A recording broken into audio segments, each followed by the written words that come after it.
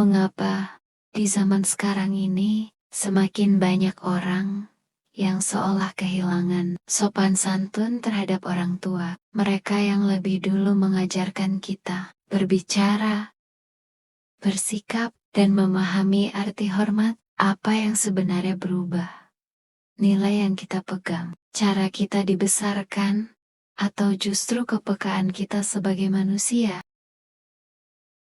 Fenomena hilangnya sopan santun terhadap orang tua di zaman sekarang tidak terjadi begitu saja. Ia tumbuh perlahan seiring perubahan cara hidup, cara berpikir, dan cara manusia memandang dirinya sendiri. Arus modernisasi, kemajuan teknologi, serta kebebasan berekspresi yang semakin luas seringkali tidak diimbangi dengan kedewasaan emosional dan pemahaman nilai-nilai dasar kehidupan. Dulu, orang tua dipandang sebagai sumber kebijaksanaan dan pengalaman. Kini, sebagian orang lebih mudah merasa dirinya setara, bahkan merasa paling benar, karena akses informasi yang tak terbatas. Media sosial, misalnya, membentuk budaya berbicara tanpa jeda, berpikir cepat, keras, dan seringkali tanpa empati. Akibatnya, batas antara berani, berpendapat, dan tidak sopan menjadi semakin kabur. Selain itu, pola asuh dan lingkungan turut berperan besar. Kesibukan orang tua, minimnya keteladanan, serta lunturnya pendidikan karakter membuat nilai hormat tidak lagi tertanam kuat sejak dini. Anak tumbuh dengan kecerdasan, tetapi miskin kepekaan, pandai berbicara, tetapi lupa cara menghargai. Pada akhirnya, yang berubah bukan hanya zaman, melainkan cara manusia memaknai hubungan antar individu. Ketika rasa empati melemah dan kesabaran menipis, sopan santun pun perlahan tergeser. Padahal,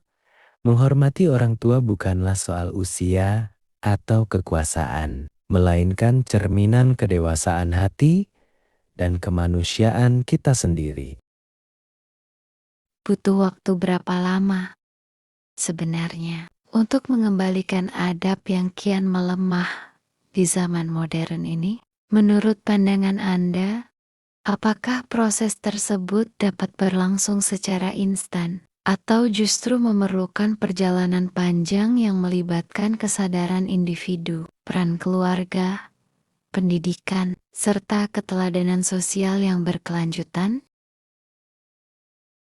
Mengembalikan adab yang kian melemah di zaman modern ini bukanlah proses yang instan dan tidak dapat diukur hanya dalam hitungan bulan atau tahun. Ia adalah perjalanan panjang yang menuntut kesabaran, konsistensi, dan kesadaran kolektif. Perubahan adab bermula dari individu, dari kemauan untuk memperbaiki diri, lalu diperkuat oleh keluarga sebagai fondasi utama, pendidikan sebagai pembentuk karakter, serta lingkungan sosial yang menghadirkan keteladanan nyata. Tanpa contoh yang hidup dan berkelanjutan, adab akan sulit tumbuh, apalagi bertahan. Oleh karena itu, proses ini lebih tepat dipahami sebagai ikhtiar lintas generasi. Ditanam hari ini, dirawat terus-menerus, dan dipetik hasilnya di masa depan. Jika perbaikan adab dan etika memerlukan waktu yang lama, apakah mental generasi saat ini tidak akan lebih dulu rusak? Lalu, apa dampak jangka panjangnya bagi masa depan dan kekuatan sebuah negara?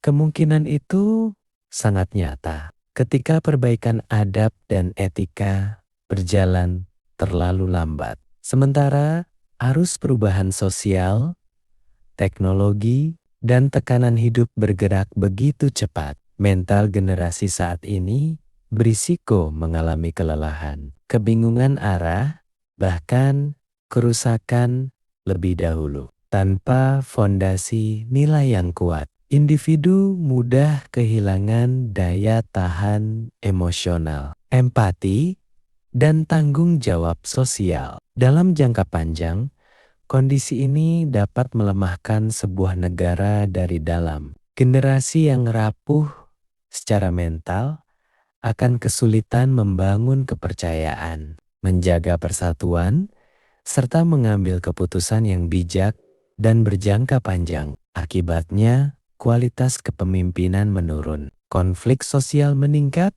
dan daya saing bangsa melemah. Negara mungkin tetap berdiri secara struktural, namun kehilangan ruhnya, manusia-manusia yang beradab, tangguh, dan berorientasi pada masa depan bersama. Lantas, sebagai bagian dari generasi penerus bangsa, langkah apa yang sebaiknya kita mulai setidaknya untuk meminimalkan dan menghambat laju kehancuran? Sebagai generasi penerus bangsa, langkah awal yang perlu kita mulai adalah membangun kesadaran diri dan integritas pribadi. Perubahan besar selalu berakar dari hal-hal mendasar, berpikir kritis terhadap informasi, menolak normalisasi kebohongan dan korupsi, serta berani bersikap jujur dalam lingkup sekecil apapun. Selain itu, meningkatkan kualitas pendidikan, menumbuhkan empati sosial, dan aktif berpartisipasi dalam kehidupan bermasyarakat menjadi pondasi penting agar kita tidak tumbuh apatis. Ketika generasi muda mau belajar, peduli, dan bertindak dengan nilai moral yang kuat, maka kehancuran sebuah negara tidak hanya dapat dihambat, tetapi juga diarahkan menuju perbaikan yang berkelanjutan. Baiklah sobat saatnya, saya akhiri dialog ini dan tak lupa saya ucapkan terima kasih atas pandangan dan wawasan yang sangat bijaksana. Semoga selalu bermanfaat buat kita semua sebagai generasi penerus bangsa. Terima kasih dan sampai jumpa